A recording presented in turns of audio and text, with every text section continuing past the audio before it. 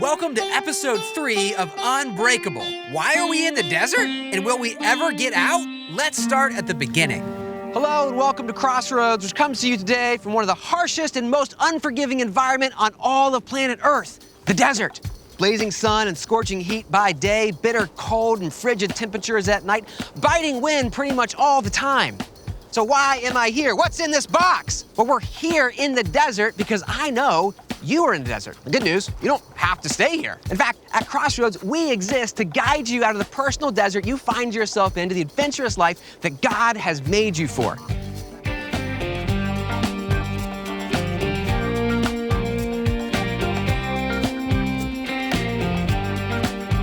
Tracked all the way from Ohio. Do you want to know why you're here? Yes, would love to know why. Each week, our teachers will deliver a powerful message using the book of Exodus. We're in a desert. Wandering in the desert. now. Follow the map I've given them and complete surprise challenges along the way. So we're not just preaching, we're actually doing things. So what's this? Today, can Brian remember just one of the 10 commandments?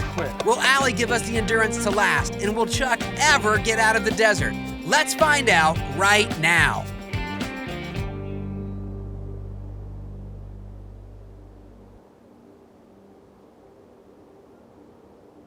You are on one of 3 journeys with God right this very minute. And today, I'm gonna help you figure out which one of those you're on and tell you how to make it out, because all 3 of these journeys pass through the desert.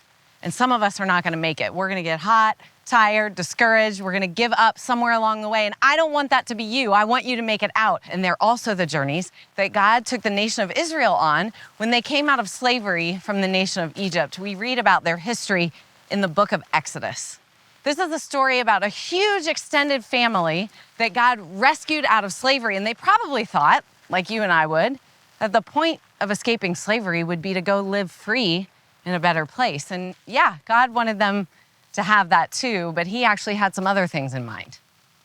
Some things that took them on a 40-year detour through the desert. And man, I hope today helps you get out a little quicker than they did. Oh, Okay, Alli. hey. Time to open it up. Have I told you how much I don't like surprises? Yeah, just... I've mentioned that You're gonna love it, I promise. Okay. Go ahead. All right, let's see what's in here. I don't like surprises. Okay. This is a story from someone watching right now. They're in a desert in their life, and your job is to teach your message to them and help them get out of the desert.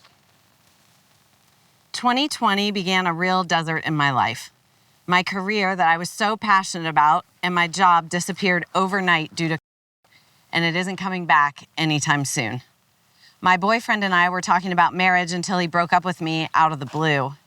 My entire life was taken away, and I honestly don't want to live anymore. Everything feels hopeless and empty. Can you help me find a new purpose in the middle of and to heal my broken heart now? From Elizabeth.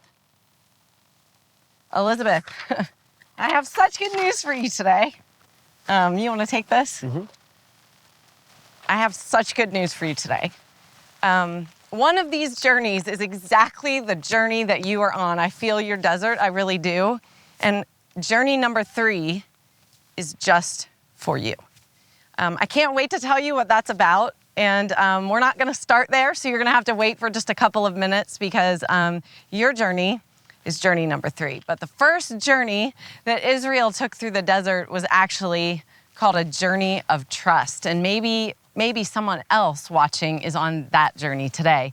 This journey, I call a journey of trust because it's really fundamentally about going from my way of doing life to God's way. This is a journey from doing life according to my plans, on my timing, in my way, to shifting to God's plans and God's timing and God's way. At the beginning of a journey like this, the journey of trust, we're frankly really not sure if we can trust God. We don't know him too well, maybe not even sure he's actually there, or maybe just not sure if he is there that he's really very good. If you're on this journey, maybe you've heard people say things about God, but I would ask you today, do you believe those things for yourself? Israel needed to go on this journey. Right when they came out of Egypt, they left Egypt like in dramatic fashion. If you have been following the story, then you might remember that when they left Egypt, they left to plagues and the Red Sea parted and victory over Pharaoh and all of his chariots and soldiers. And they're this ragtag people that escapes in dramatic fashion. But the first thing that happens when they come out of Egypt is they appear to make a wrong turn.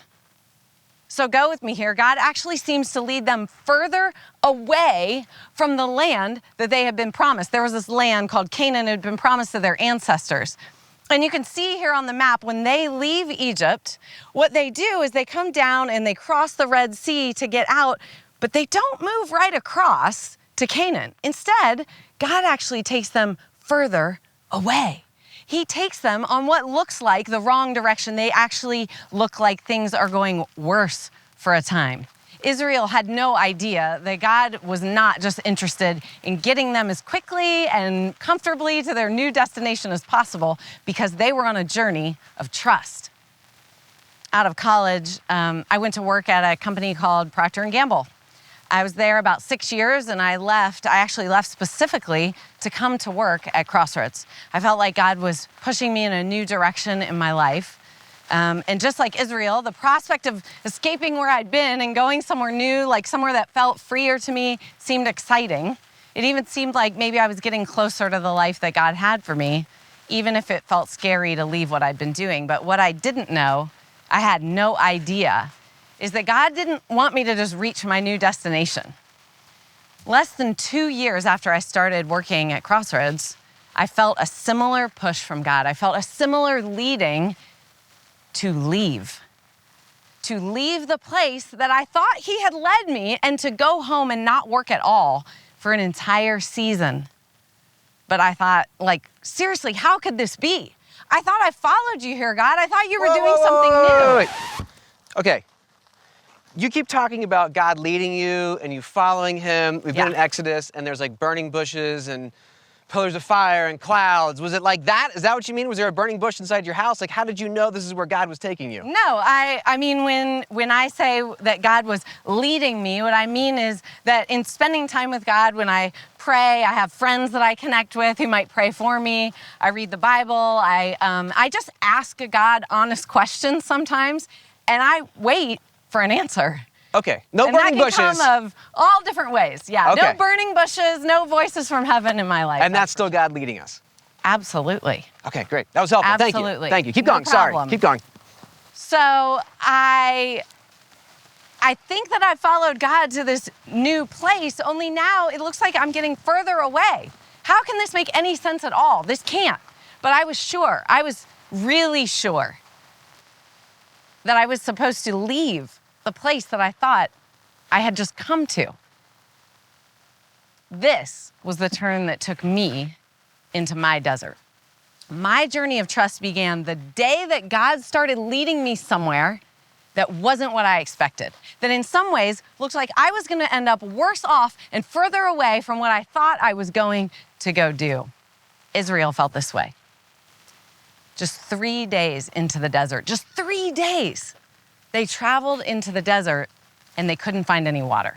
When they came to a place called Marah, they couldn't even drink the water there because it was bitter. So the people grumbled against Moses. That's what Exodus 15 says. It says the people grumbled against Moses, saying, "What are we supposed to drink?"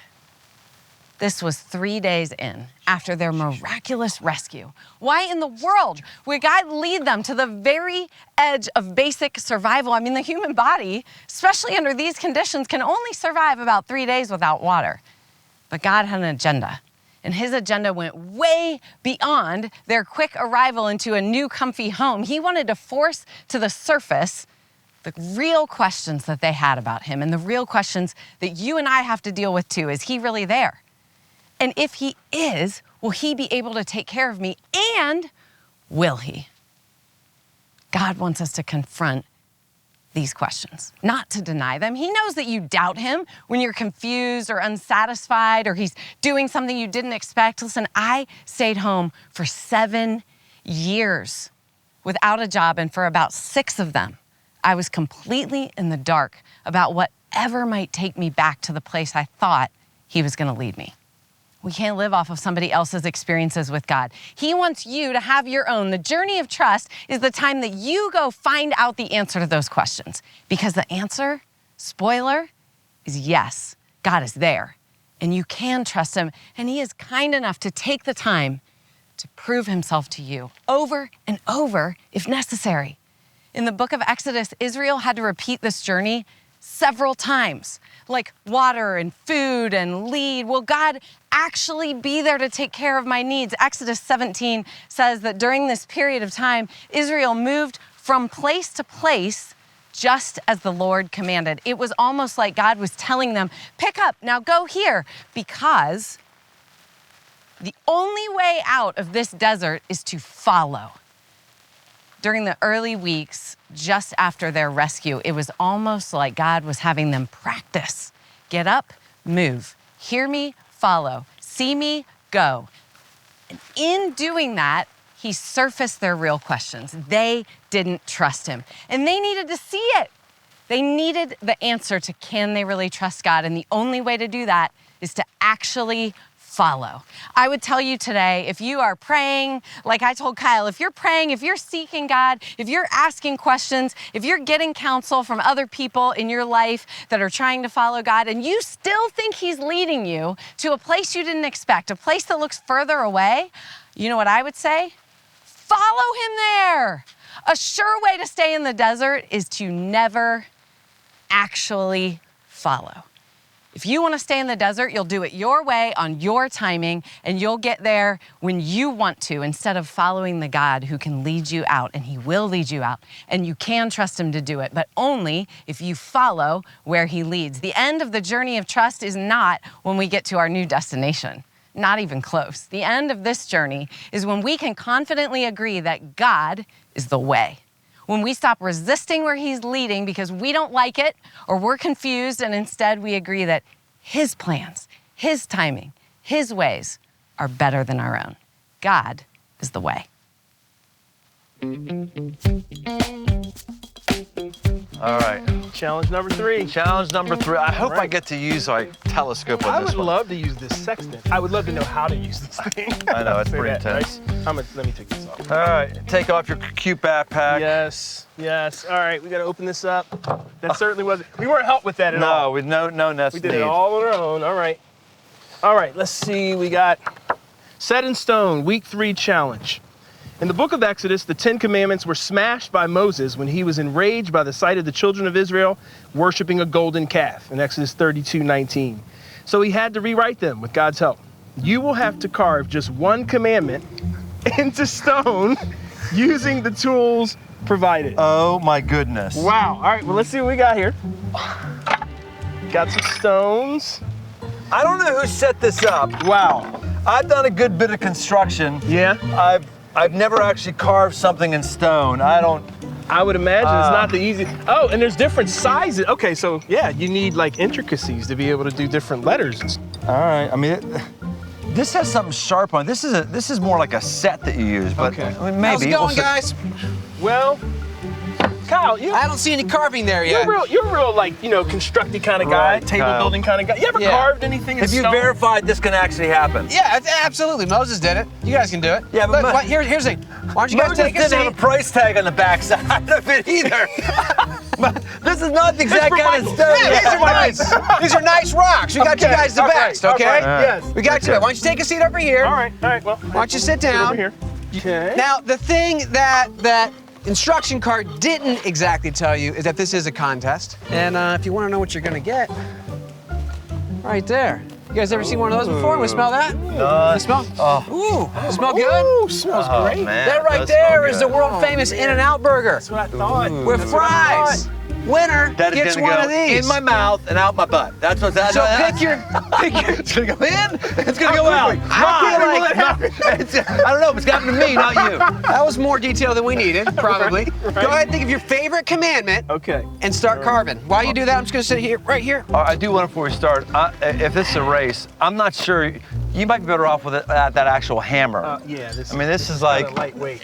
this is like something right. Kyle would You're use. something that... How about we check back in with Alli and see if she's off to a better start?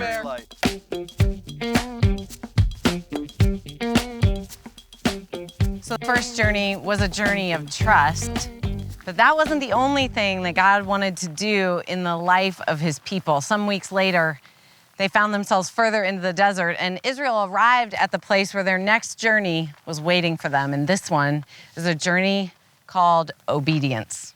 Life was not amazing for Israel right about now in the desert, and maybe it's not amazing for you right now either. Sometimes things in our life aren't very fruitful and we can't really figure out why that is, or maybe you know why. Maybe you know that there's ways that you're staying distant from God, or you've got some crap in your life that shouldn't be there, and yet it is. When we don't see any fruit in our life, or when we stiff-arm God and keep him at a distance, it usually indicates that this desert is our desert and we need to go on a journey of obedience. If what we want is a thriving life that's fully alive, then this is the journey waiting for us. Israel had been free from Egypt for about 3 months when God led them to a very specific spot in the desert called Mount Sinai. And here is where they kind of set up camp. The truth be told, the people were kind of afraid of God right now. They were relieved when Moses, their leader, went up alone to God on the mountain. And Moses was all, okay, God, we're here. What now? And God told him, y'all are gonna go on a journey of obedience. In Exodus 19, listen to God's words. You yourselves have seen what I did to Egypt and how I carried you on eagle's wings, and I brought you to myself. Now, if you obey me fully and keep my covenant, then out of all the nations, you will be my treasured possession. Although the whole earth is mine, you will be for me a kingdom of priests and a holy nation. The journey of obedience is when God takes you from freedom to a thriving life of faithfulness. God is not satisfied with you just being free. He actually wants you to experience the fruitful life of faithfulness. God sent Israel free from Egypt by his grace, not because of anything they did. He didn't have to do it. He used his power to set them free because he wanted to. And now that they were free, he gave them a choice. Will you be faithful? If you are faithful, you can walk through life with all the advantages of being mine, fully who I made you, fully living the kind of life that I made you for. God used the language, my treasured possession. The term that's in the text here, it actually means the personal wealth of a king. He wanted Israel to be his possession. But if they were, then how they lived became very personal to God. And if you are his, then how you live is very personal to him too. God communicated to Moses up on that mountain the core of the code of law, the stuff that he wanted Israel to live by and obey. And today we call these the 10 Commandments. Even when he communicated these commandments, he again reminded Israel, I am the God who freed you from slavery. It was as if he was saying at every opportunity, if I did that, then I only want what's best for you. Friends, today God would say to you, I am the Lord your God who brought you out of slavery through my son Jesus on the cross. That was your rescue. That is the extent of my love. So now, the same question, will you obey me? The journey of obedience is not a matter of being freed, of being saved, or of someday going to heaven. The journey of obedience is about living life fully the way that God intended. This journey is a matter of getting to the point where we actually believe that God has the truth about how life works best. I remember when my husband and I decided that actually we did want to follow Jesus together and in our marriage. And the very first journey of obedience that we went on was with our money. We had 2 salaries at the time, and we gave a little bit, whenever we showed up at church or whenever it made us feel good, until we started to understand that actually God would like us to be obedient with our money. He asks for the first 10%. And as a matter of fact, he says that's his money and that we can't keep it. We'd never really fully embraced that before. And we frankly weren't sure we were on board. I was like, really, God, the first thing? Why my money? Why first? And I'll tell you why I think so now. You and I are going to go on a lot of obedience journeys. And I believe the ones that God comes after first in our lives are the ones that are most likely to get in our way of living uniquely as His treasured possession. Whatever is going to get in your way, whatever is going to stop you from experiencing what it feels like to be His kid. And in our culture, I'm going to tell you what's going to top the list of an awful lot of people. It's going to be money, it's going to be sex, it's going to be status. Obedience to God's ways, especially on that kind of stuff, it comes against the mindset of our culture, the culture that says, I'm free, so I can just do whatever I want. And make no mistake, that is exactly what our culture is telling you. You are the creator of your life. You are the one that gets your own blessing. You are the one who gets to do whatever you want because everything is fine because you're free. The journey of obedience is a recognition that it is God who made you. It is God who set you free. It is God who knows how your life is supposed to work best. If you are in a desert where your life just isn't producing a lot of fruit, or you know deep down you're giving God the stiff arm on some things that you think He might just put a demand on you about, I'm telling you, God takes how we live personally. It's time to go on this journey. Despite your fear of being deprived or being weird or being left out or left behind, the very way to make it through this desert is to obey Him. Or don't. And just circle around the same crap, as dull as you were last year, as fruitless as your life's been. You will only come out of this desert when you begin to agree with God about what He says about how life works best.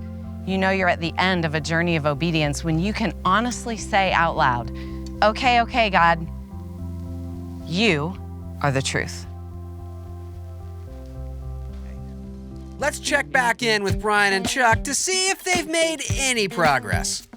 Are we gonna do old ancient version or modern version? Like, thou shalt not lie is a lot more than don't lie, which basically says the same thing. Yeah. As long as we have an agreement on which one, I think. Hey guys, I think- we are timing you, so you just I kind think of. it's don't lie. All right. I mean, I Start could do carving. it in Hebrew, but I know you haven't been to I have not seminary the been way to I have. seminary, so all right, you ready? Here we go. I'm ready. Wait, are we scratching or are we engraving? Because I could get this done really quick. Let me check. That counts. I like what you're doing. Whew, is it hot out here? Is it me? Gosh, whew. Be quiet, Kyle.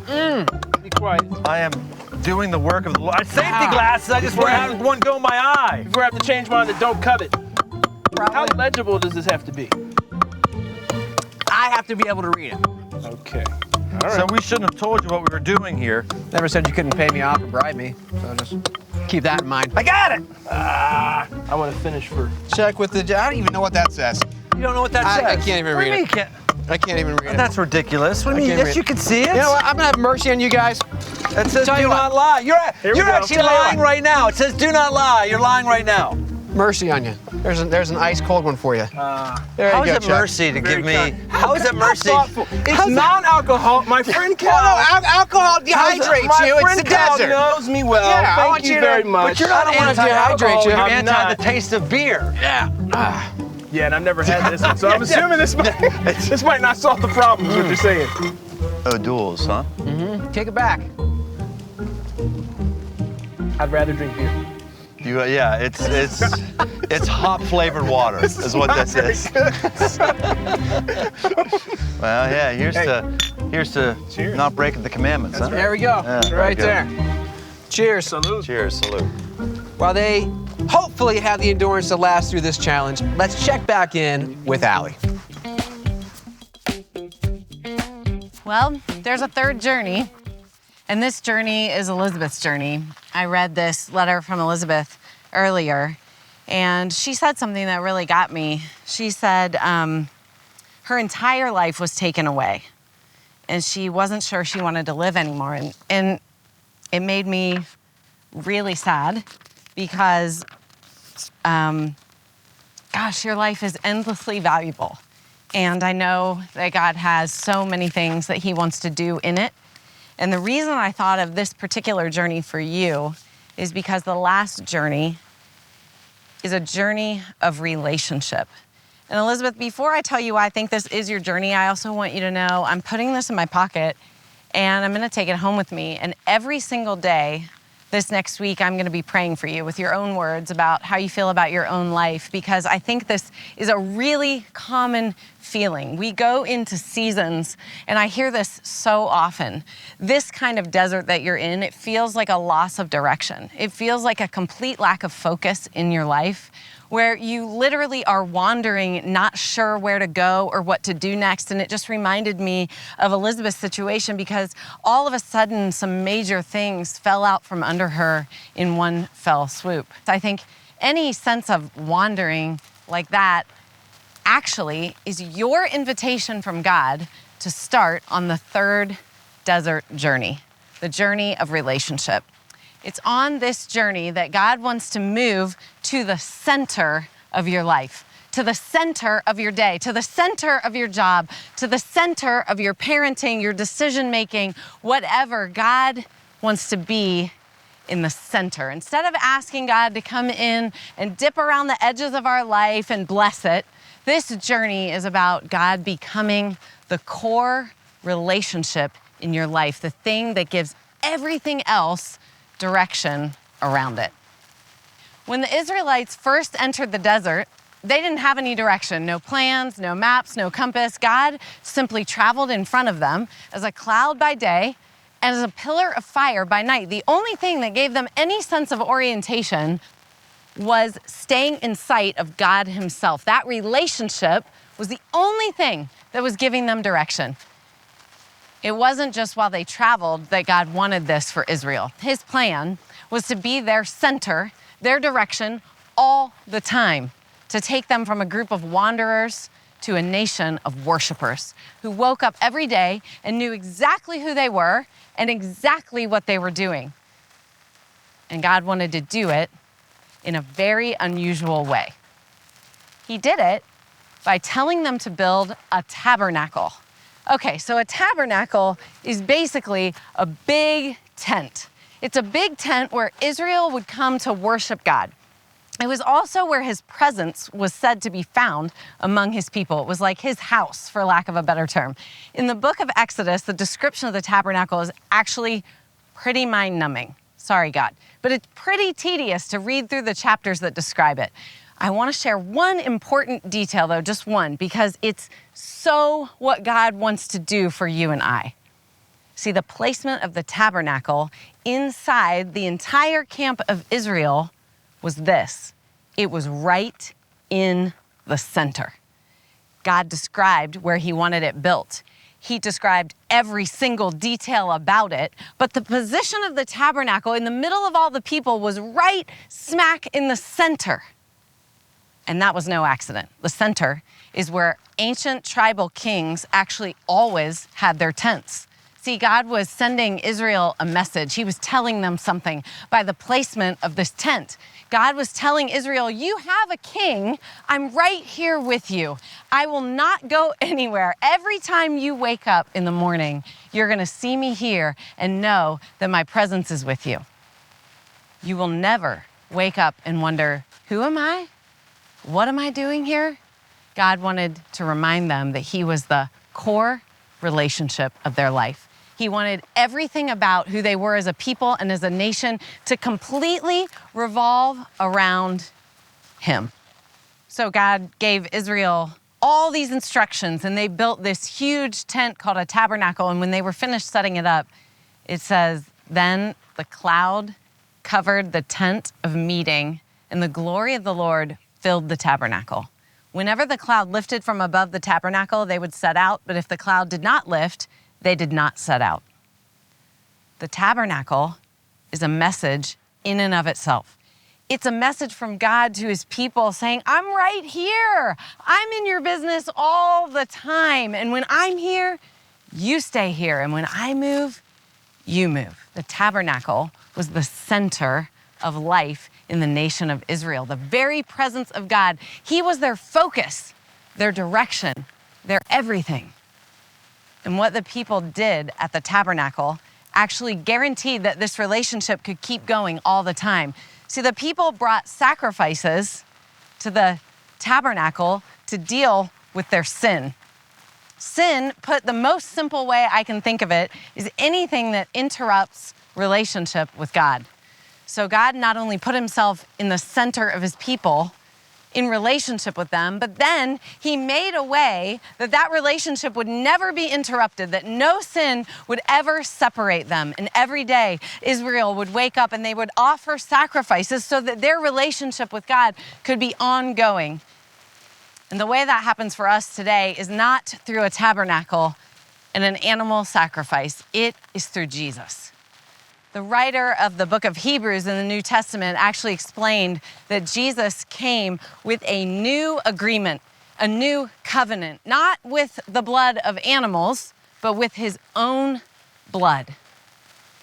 He was both the priest who could connect us in relationship to God, and he was the sacrifice in the tabernacle in heaven so that once and for all our sin would never separate us from God and we could stay connected all the time. Guys, this is huge for our life today. It means instead of wandering through life, get up, go to work, pay bills, stop at the store, take care of the kids, wondering what the heck we're doing, it means that we get to have a relationship at the core where we wake up every day and there is direction and purpose and life in our worship and our service to him. That means, Elizabeth, you and anyone else who feels like your direction has been lost, like your purpose is gone, it is not gone. It is with him and in him every single day. You were made to worship him. You were made to serve him. And everything about your life is in that relationship at the core. The way to a fresh direction in your life is putting Jesus in the center. Remembering that he is the king in the center of your camp, your life. If you are in this desert right now, you're gonna know that you're coming to the end of this journey when you stop asking God for a purpose that puts you in the center, and instead you put Jesus there instead. This journey will have changed you when you start waking up asking God, what is he doing today? And agreeing, God, you are my whole life. Now, all of you are going to, and me and everyone else I know, are going to have the opportunity to go on all of these desert journeys. And they all kind of lead us to the same basic truth. If you're gonna make it out of the desert, it's only going to be with the help of God. It's with him that we're satisfied, led, provided for. It's only with him and his son Jesus that we will overcome the desert. Exodus was the story of how God tried to bring Israel through the desert to a place of trust, obedience, and relationship with him, and he's trying to do the same thing with us. The story of Exodus is your story, and it's my story. The story of the book of Exodus is that you were born into slavery. You were born into bondage to sin, and you're facing certain death.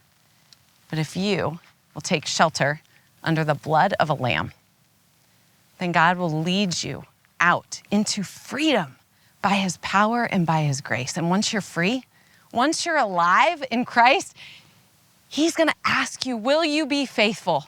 Will you walk through life in obedience to my word? Will you become then more and more like me, living life as he designed it here on earth? And when you're here, it's not always gonna go great. You're gonna wander and you're gonna sin, and so am I, and we'll all be in it together, but we have a priest named Jesus in a heavenly tabernacle who sacrificed himself to connect us to God in a relationship that one day is gonna take us all the way to the land that we were promised. Okay, so big reveal. Jesus is the end to all three of these journeys through the desert. He actually says in the book of John, I am the way, the truth, and the life. Jesus says he's the end. So if you're on a journey of trust, he's the way. If you're on a journey of obedience, he's the truth. If you're on a journey of making him the core relationship, you need to know today he is the life that you are looking for. Without Jesus, I already know what's gonna happen. I know because it's what happened to Israel, and I know it because it's what's happened to me when I haven't followed him through the desert. What happened is that most of them died there. It's not exactly an uplifting end. Most of Israel died in the desert. There were a few who made it, and the few who made it out, they did so because they actually built a living faith in the God who rescued them. They trusted him, they followed him, they obeyed him when no one else would. The desert, guys, the desert is a dangerous place. It's a place where you can lose heart, you can get overwhelmed, you can lose focus, you can lack faithfulness. Trust me, because Jesus is the way, Jesus is the truth, and Jesus is the life that gets you out of the desert. You are not unbreakable. You will not make it to the end, but with him, oh man, will you ever. With him, you are unbreakable because he is unbreakable. You might be hungry, tired, thirsty, dirty, homeless, afraid, whatever is going on in your desert, you can get out and you can start today. Don't give up. He is your way out. He is your journey to the end, your way, your truth, your life, the life that can overcome the death of the desert. Now, let's see if Brian and Chuck can complete their challenge and get us out of the desert. Looks like you guys are just about done. Yes, we With are. perfect timing, here comes Alli. This is awesome. Yeah. Hey, you guys, what's going on? Hey, Alli. Hey, Alley Cat. What is happening Finishing here? up the challenge Doing here. the work of the Lord. Carving on 10 Commandments on right. tablets of stone. Carving to take home. Uh-huh. How come you guys have beer? Was That's that an part of the excellent challenge? question. Alli, you know what? Just for you. As opposed Look at, oh wow, and she I actually, Wait, is that a real beer you're giving her? I happen to have just one of those for Wait. you. how'd it go? You know, I think it went well. Yeah.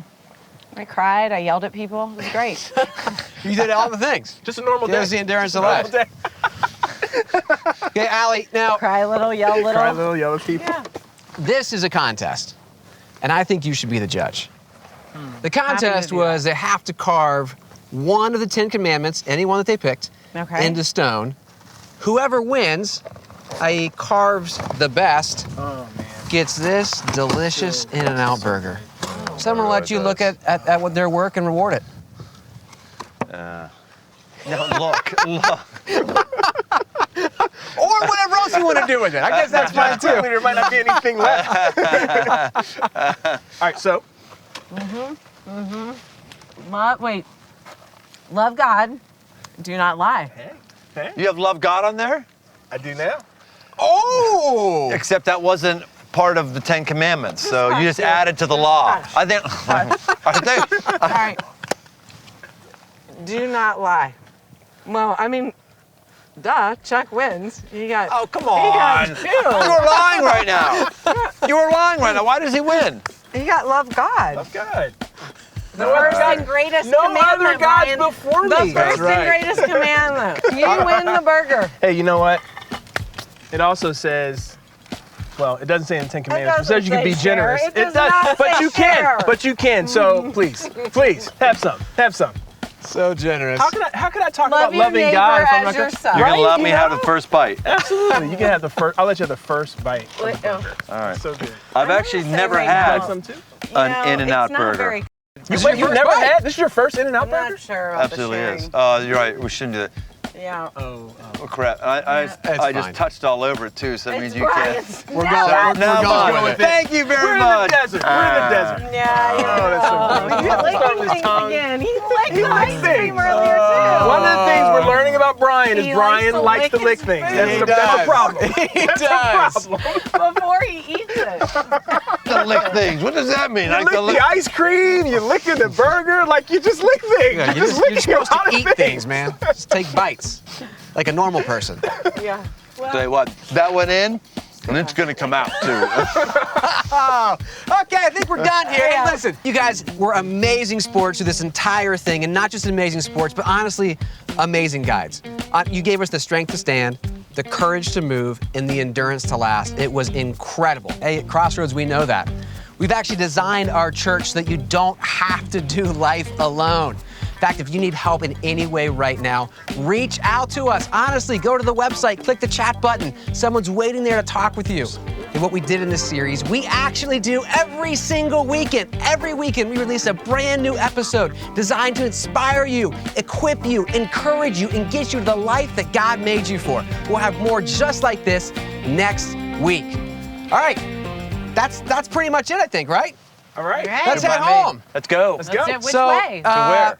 I didn't bring a car, but I see a road that way. You can probably hitch a ride. So Road? A road. you're gonna wanna pack up those fries. We might need them for the journey, and let's head out. Come on. I'll let those for the Let's critters. go. I'm taking my carved tablet as a souvenir. Right, exactly.